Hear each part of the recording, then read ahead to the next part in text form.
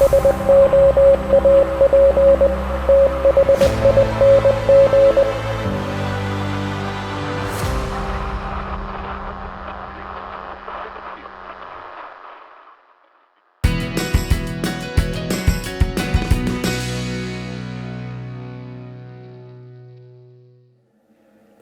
to the Soap Thing Project. This video is going to be the first in a 6-part series of videos called The Evolution of Gillette Cartridge Razors.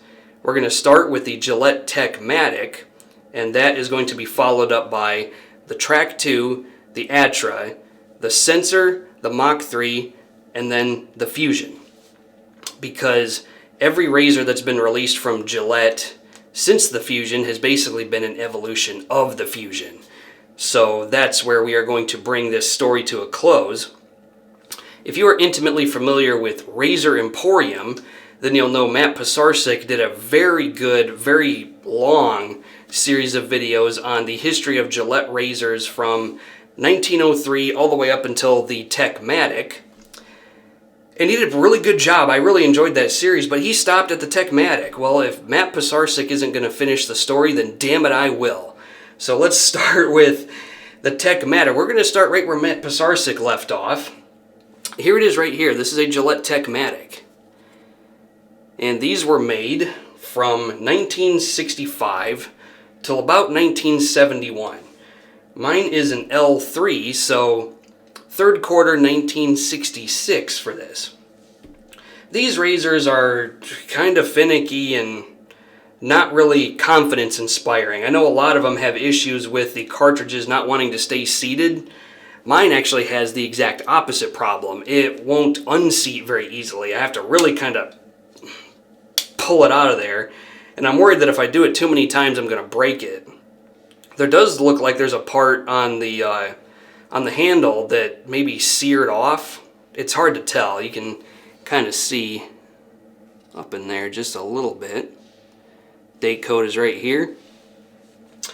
And the cartridge is adjustable so that you can change the aggressiveness of the shave. Mine is on, well, almost high, as you can see it right there. And you actually, how this works is there is a very thin banded blade that's basically wrapped around a cylinder.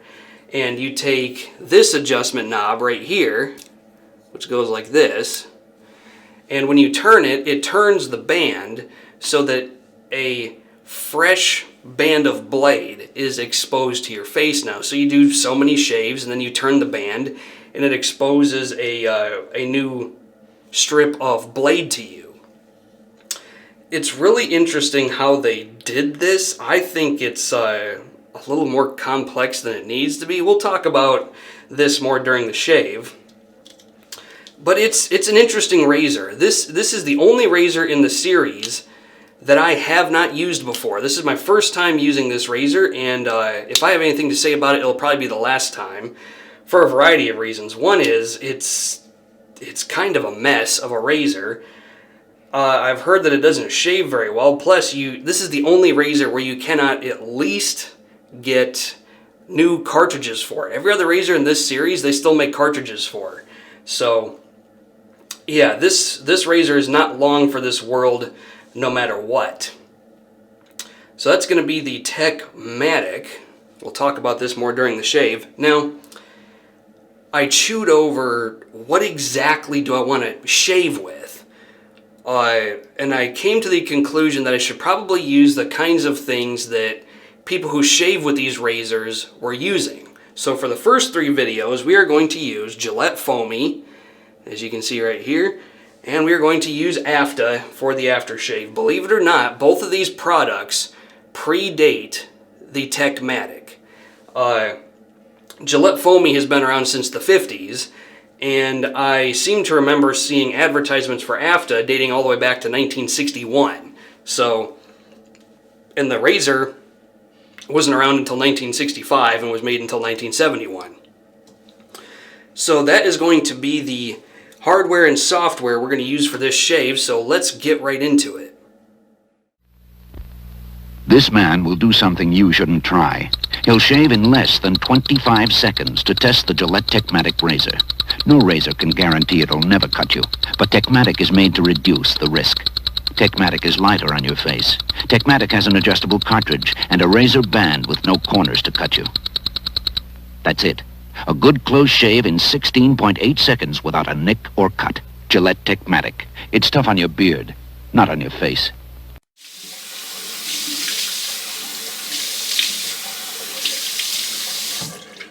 Okay, 36 hours of growth on the face today, about a day and a half. I wanted to wait until I had 2 days of growth, but I suppose the difference between 36 and 48 isn't going to make that much of a difference.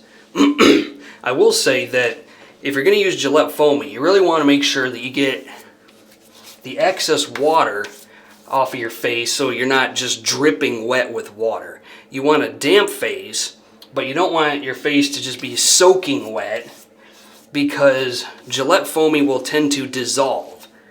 You also don't want a bone dry face either, because that's not good. That's just not good. Okay, Gillette Foamy, here we go.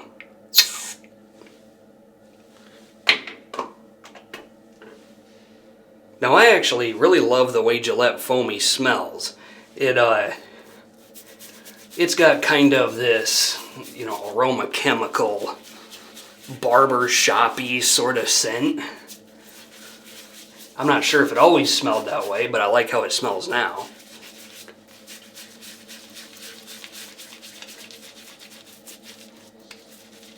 Now I'm actually really rubbing this into the skin, which is probably more than what most people do. They probably just dab this shit on, but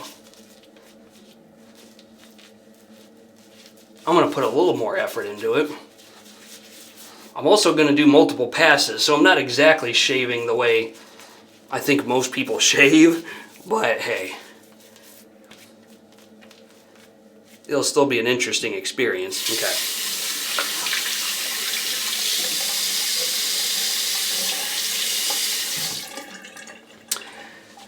Now, 1966, Gillette Techmatic. This is a new old stock cartridge, by the way. It was sitting in the blister pack for who knows how many decades until I pulled it out, and now I'm going to use it. Let's give it a try. Here we go. I'm actually going to take some shaving cream and put it up here, because I don't tend to lather that high for some reason. Always had a problem with that. Here we go. Nice. This is actually really smooth. A lot of people hate this thing, but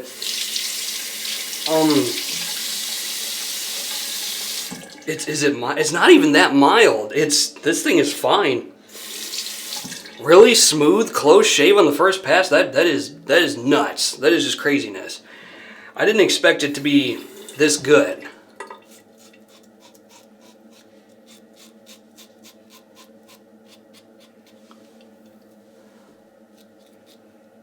Doesn't get under your nose worth a damn. So let's talk about this. This was Gillette's first attempt at a cartridge razor, and this was the razor that was on the Apollo moon landing missions, and so it's kind of famous for that. But functionally speaking, this razor didn't stick around very long. It was made for only 6 years, and then they stopped making it in 1971. In 1972, the Track 2 was out, and the Track 2 was made for decades. So, I think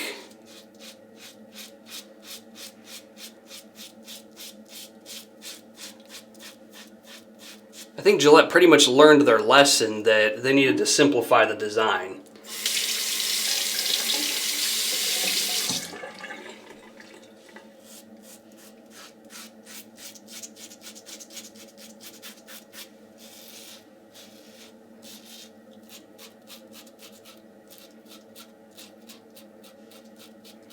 This is an extremely mild feeling shave. And if you're not shaving at exactly the right angle, it will just glance over your face and just wipe the shaving cream around. It does nothing.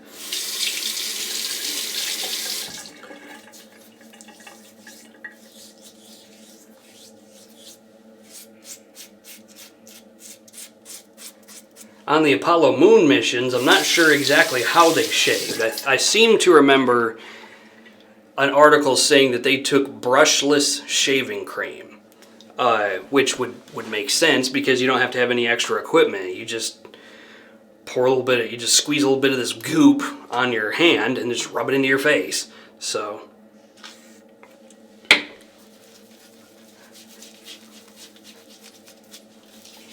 need a little bit more. Is this thing out already? It better not be. I got 2 more shaves with this. So this is also the razor where I know the least amount of inside knowledge. I guess I shouldn't say inside knowledge, but I know the least amount of intimate information about it. The rest of the razors, I am pretty darn familiar with what Gillette's rationale was for that razor, but this one is a little bit obscure to me. It obviously didn't go well. Like, leave it to Gillette. When they make a razor, they make a lot of them. So this thing is still widely available. You can get new in the box blister packs of cartridges. You can get, handles that are in magnificent shape. I think it's because Gillette built a lot of them, thinking it was going to sell like hotcakes, and then I think people just didn't like it. Because you have to remember, the Gillette Slim Adjustable and then eventually the Super Adjustable were still being made while this was being made. And so I think the issue was people were just not ready to accept this yet. They were still clinging on to their safety razors.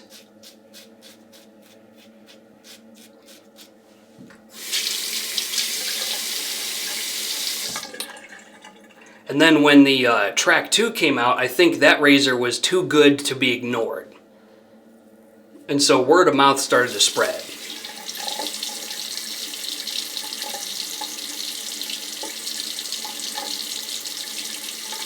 But I have to think that this razor was viewed as more trouble than it's worth, probably more expensive than what it's worth,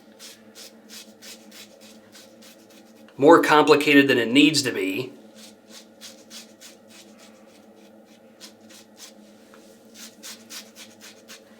And so I think a lot of people were just like, no thanks.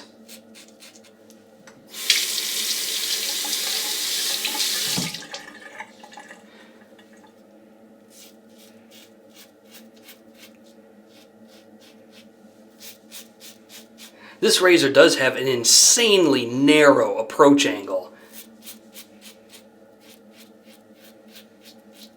If you're not shaving at exactly the right angle, it just won't cut.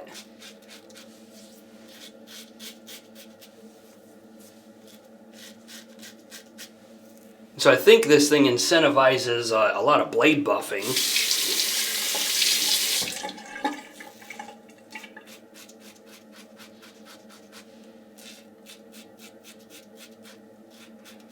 Thank God it's not that aggressive, because otherwise this would be shaping up to be a rough shave already.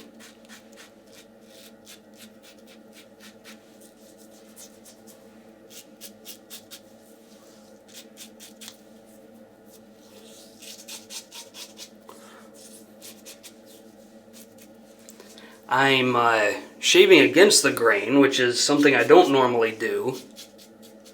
I'm doing that for a couple of reasons. One is, that's kind of how a lot of people shave, just down and then up.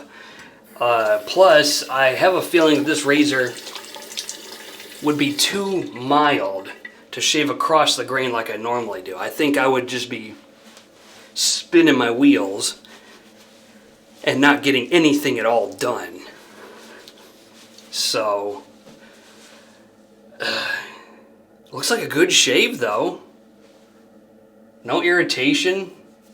One nick right there, but that could just be, again, bumps on my face. It's better than I expected it to be. Way better than I expected it to be. I might use this razor a couple more times in the future just to use up the cartridge, but I don't see myself keeping this thing around just because it's a complicated mess.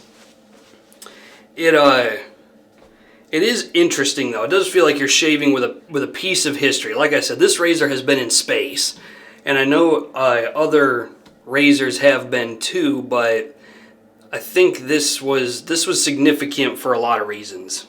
It was the necessary stepping stone after which shaving rapidly started to evolve.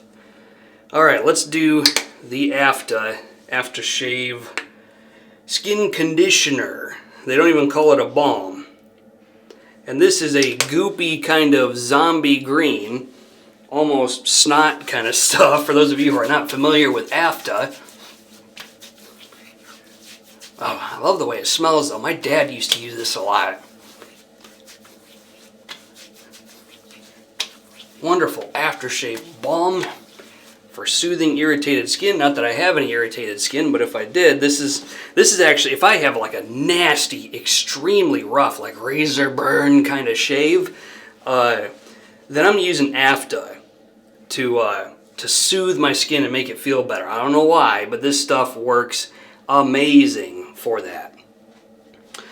Okay, so what are my thoughts on the Gillette Techmatic? I think I've already went over it in about as much detail as I can really fathom.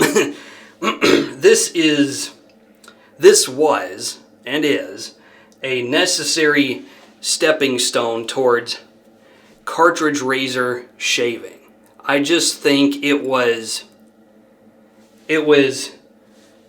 too high of a leap going too far. So that's why I don't think it got produced for as long as it certainly could have.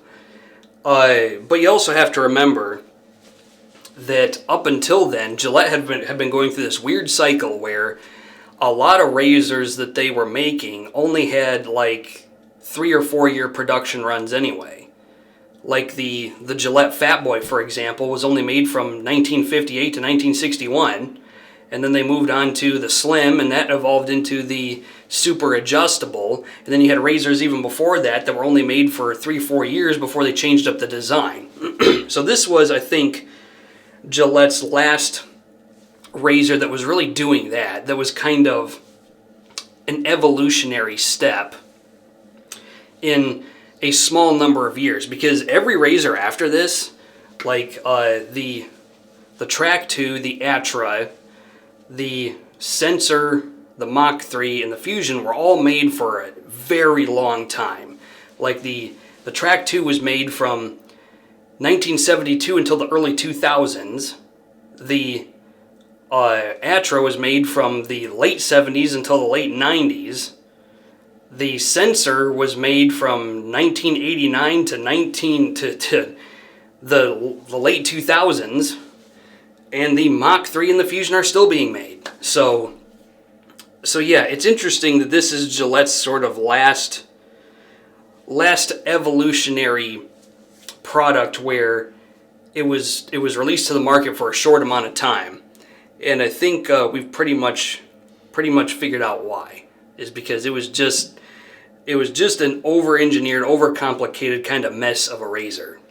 So, alright, the Track 2 is coming up next on the Soap Thing project. I hope you enjoyed the video. Questions, comments, put them in the comments section of the video. Otherwise, until next time, this is Soap Thing telling you, shave like you mean it. Thanks for watching.